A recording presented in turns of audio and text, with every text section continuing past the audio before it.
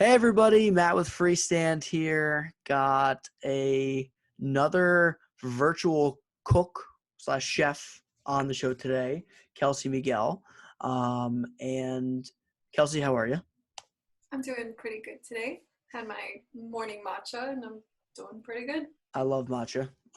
We'll talk about food in a second. And Kelsey's based in Portland, Oregon. And she hosts virtual cooking classes. What's the name under for the cooking classes? It's not Unamis. Not Umami's cooking. So it's a playoff of words, like not your mommy's cooking. But it's not Ah, Umami's cooking. Yes. not Umami's cooking. That's cool. hmm Um, and I guess the best way to get started is if you could explain a little bit about kind of what kind of prompted you to start doing this in the first place, and maybe a little bit about your relationship with food and how you became so interested in cooking and being a chef. I think that would be great. Yeah. Let's see, where would I want to start? So I started doing this. I've been doing this for about a year. I was planning on kind of transitioning out of my job. I was in full nonprofit social work program managing and was just feeling a little bit lack of passion and wanted something different. And food has been a part of my life since I was little. Like I have memories and I have like relatives that would tell me that like at 4 or 5 years old, I would be the one telling them where to go eat. And Really? like I would know all the restaurants in our little town and be like, we should go here. But food has always been a part of my life. And so it's never felt at the right time to like go into maybe professionalizing it. I've worked in kitchens, but it just never really felt time. And then this just felt like a good transition back into food. My husband was saying that, so many people talk to me about food. So many people ask me questions. And I really love cooking with people and eating with people. So I thought about, I just reached out to a couple of friends and family and asked if I did some cooking classes online, would they join? And with COVID, everything was virtual. So Right. in the beginning, it was nice because I just got to see my friends and family and cook with them. They were great support. So like my grandma would join in, my aunts. That's But awesome. yeah, I started to get more feedback from it and started to roll with it a little bit more and was getting more and more people joining cooking classes. And I just wanted an outlet for myself to connect with people, but then also I just think food is so, connecting and healing that, why not take a night and enjoy a nice meal that may be different that you normally cook, or a new dish or a new cuisine, and not make it so intimidating, right? Right. And cooking together is a great time. So I started doing that and have been continuing my cooking classes virtually online. And That's hopefully we'll maybe do them in person coming up soon. that's awesome. And what style cooking is it mostly? Is it mostly Japanese?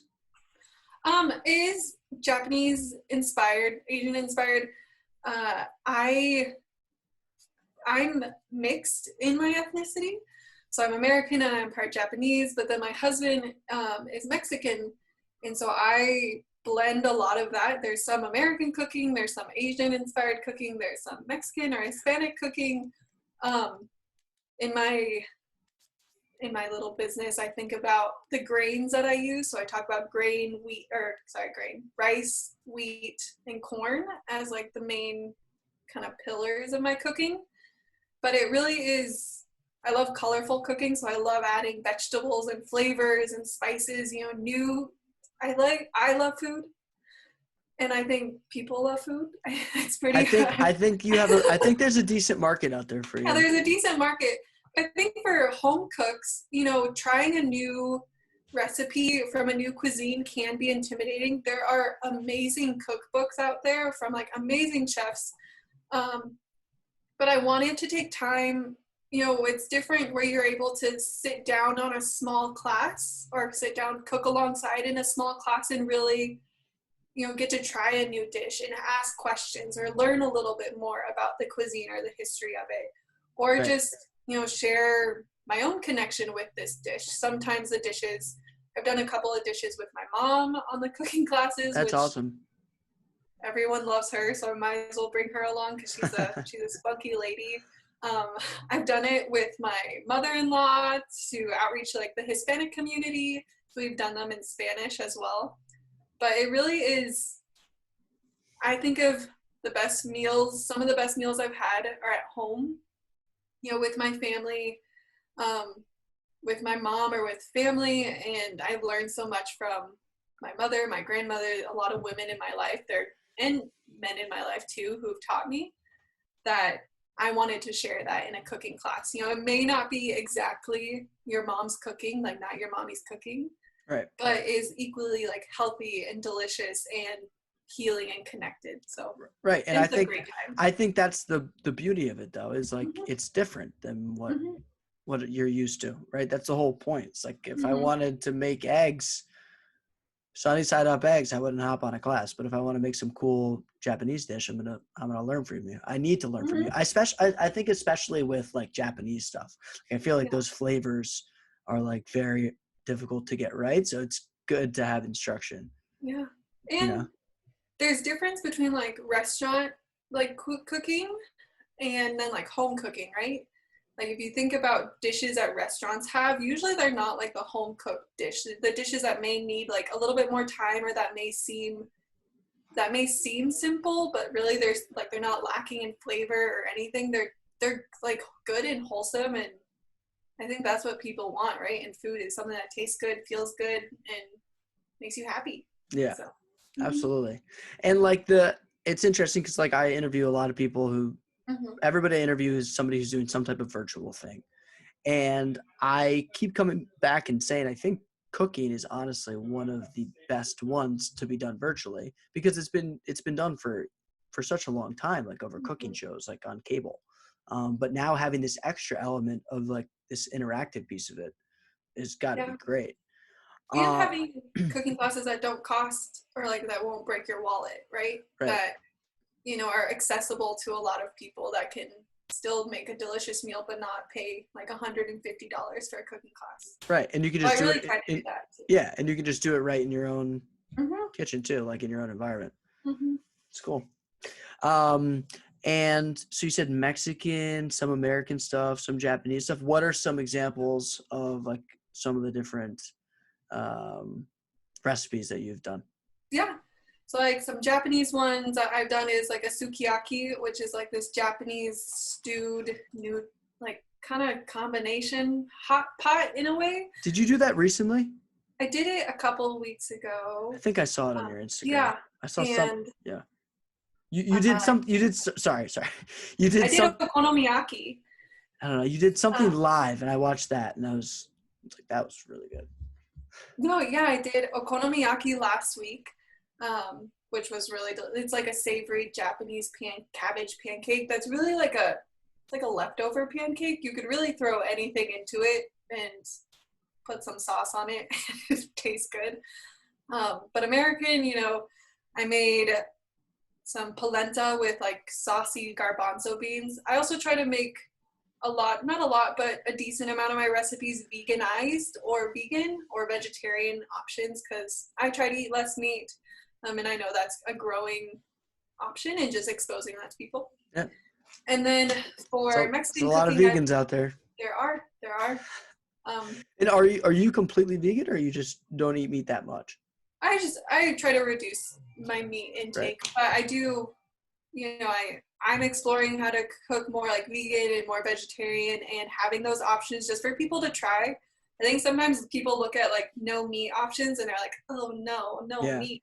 That's But me. And my yeah, girlfriend is vegan. She's vegetarian, but she also most of the stuff she eats is vegan.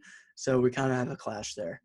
yes, I try and eat. The only thing I have issues with is like the imitation meat. I don't know. How do you feel about that? Do you like it? um, some of them. Some of them. I Same. think I I do buy like imitation meat or like vegan meat as like a quick, protein to have. but I do try to just use like whole grains or beans, Yeah, I mean, tofu, I think that's things like better. that. Yeah, more wholesome. And like then you get to learn more about more ingredients and how you can use them differently. So Yeah. but for Mexican cooking, I've made mole verde, and with my mother-in-law, we make gorditas. I make tacos a lot. I tell a lot of people, like, I'm Asian, Asian mixed, and then my husband's Mexican, so we eat a heck of a lot of rice because, Oh yeah. Wow. so we're really happy in this house because we eat a lot of rice, but Yellow, it's like, yellow versus white though. It's a little yeah, yeah, exactly. Uh, and it's either tacos or teriyaki in our house, and that's how I simplify it for people. Wow, those are great. Those are two great cuisines, though. Oh yeah, we. I love Mexican food. I love Japanese food. I love all Asian food, really. Like, Oh, I mean, it's food. do You you just cook? mentioned that. Do you cook Thai at all? I do. So actually, my next upcoming class next week is a Thai green curry noodle Ooh. soup. And I'm partnering with a spice blend company in Colorado to kind of showcase their spice blends. But I'm really just cooking so that I can eat because they're really yummy. But yeah, I You're love doing Thai. you're doing your job, and then you're also making dinner. Yeah, it's it's literally two things. Like, I turn off the computer after class and then I'm like, all right, dinner's done. That's amazing. Great. Um, but And yeah. how many people are tuning in? And also, where do people find you? Is it off So Instagram usually? yeah, on Instagram, not Umamis Cooking. I also have a Facebook page. Currently working on my website that will have access to classes and access also to my little gyoza business that I'll be doing. But typically, it's about 10. I like to keep my classes small. It's about 10 to 15 people. It's more intimate. I don't mind doing more classes, but I do like to keep them small just so that I can keep track of how everyone's doing. It's just more individualized and I think more special Right. rather than being on a class with like 200 people, right? No, you'd rather have it 10 to 15, definitely. Yeah. Yeah. And how much does it Pros and cost? cons to both. How much does it cost for somebody to join in? So these upcoming classes, because I'm partnering with Masi Masa, they're $25 each, but typically they're $15. And that includes, the link to the class, it includes the recipe and any prep that needs done before the class. That's so yeah. cool. And So they're usually, I try to keep them about an hour because usually they're on a weeknight, and having dinner done in an hour is a pretty good thing. yeah. Is it mostly people? What time do you do it? Because you're PST. I do it 5:30 at Pacific Standard Time. So Okay. So if you want to tune in on the East Coast, that works. yeah, so I do, I set up cooking classes where people can sign up, but I also do private cooking classes. So I've done a couple of cooking classes for like team building for this accounting firm that came on and wanted just for their team to do a cooking class together. But I also did one just last week for someone in Germany. So we did a cooking class and they were at dinner time, but it was like 10 o'clock morning for me. I was making dinner in the morning, which is fine. But that was super fun. So I'm really flexible and if I did it in Germany, in London, there was someone from London too. That's so cool. And how do they find you? It's just on Instagram usually? Yeah, Are you reaching out to them or they're finding you? They're finding me. So, which is, I feel very blessed in that, and it's still growing. But yeah. That's really, really cool. And like these 10 to 15 people that are joining, how many, I guess, do you do a week? I just do one a week, just for now, but could see that growing. It'd be great if there's more.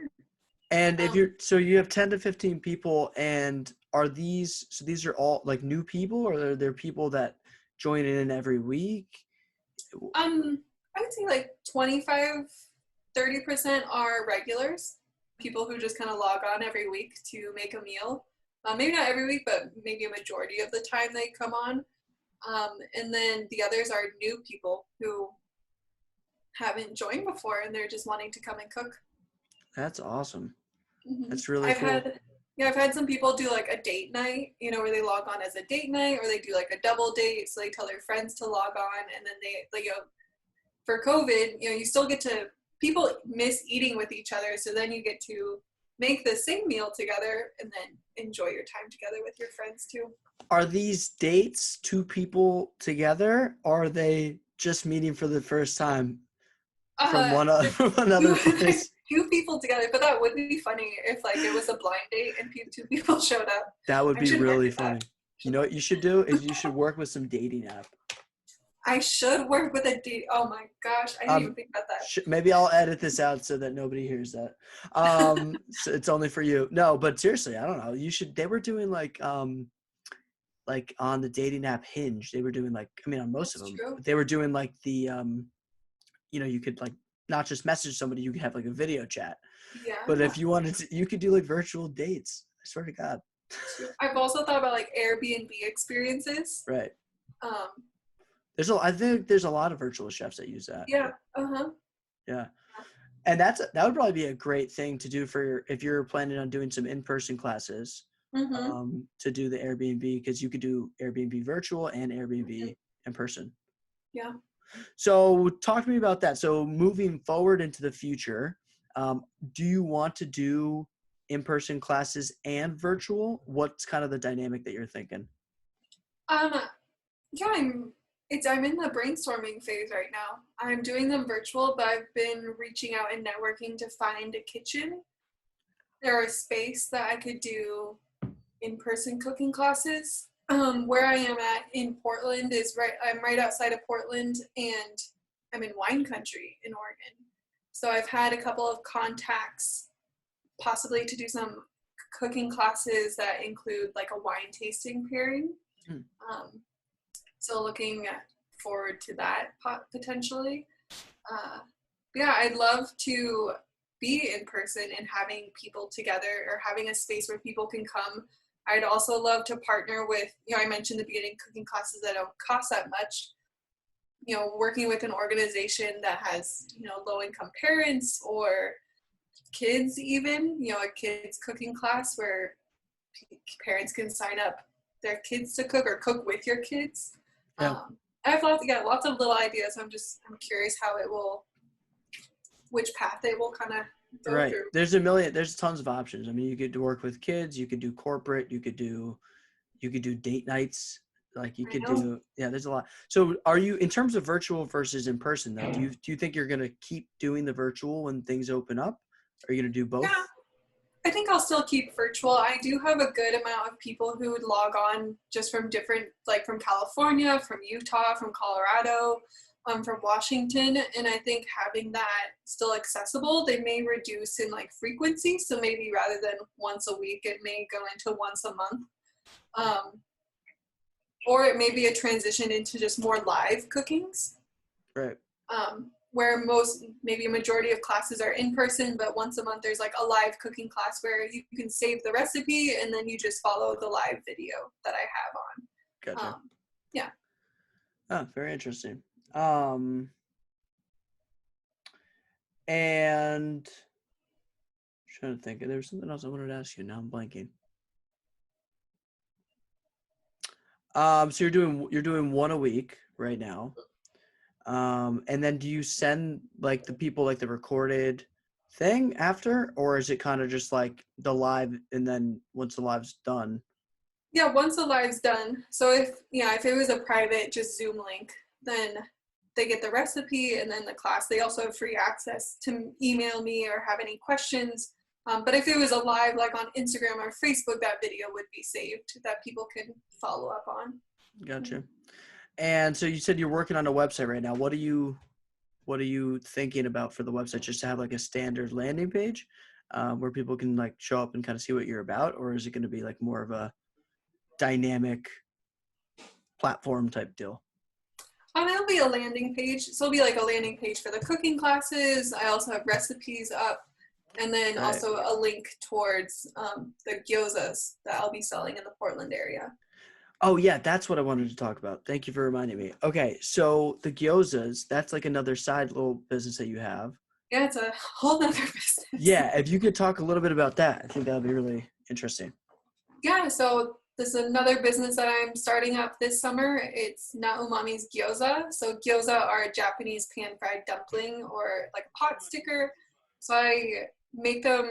I make them. They're homemade. They're handmade. They come frozen, and then they also come with like a spicy soy addictive dipping sauce. Oof. So in like cooking instructions, I'm selling them at farmers markets and doing little pop-ups around the Portland metro area. So yeah, you buy them frozen, you take them home, and you get to make them at home and have delicious gyoza or keep your freezer stocked. So I make them in pork, chicken and mushroom, and then a vegan one as well. Oh my God. Okay. They're so good. That sounds so good. I love dumplings. So you make these in your kitchen at home, and then you flash freeze them, and then you're planning on bringing them to different markets and stuff? Yeah, so I use a commercial kitchen and make them with a team that I have, and then I put them in the freezer. We package them in vacuum sealed and then in a box, and then we get them ready for the farmer's market. And do you need to, like, for that type of thing, do you need to get like that, like FDA approved and stuff, or are there not really any restrictions there? There are. Okay. Well, so, we don't need to talk about it. Yeah, there are. It's nobody cares. Well, I've looked into this a little bit. Like, as long as you're like working out of a commercial kitchen, I believe it's like okay. And they have something called, I'm forgetting, but it's essentially for like recreational cooks who can sell, and I forget what the law is. I'm forgetting. I will send you a link. Like, when I remember, I'll send you a link to it. But there are like some loopholes. Also, you're in Oregon.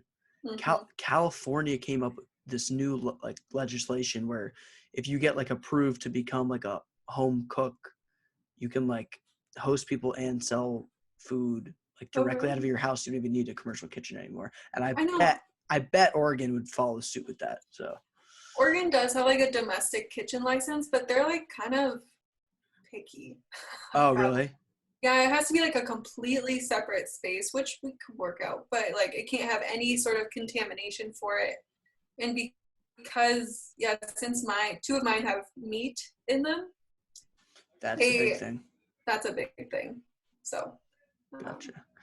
It gets a little complex. Right.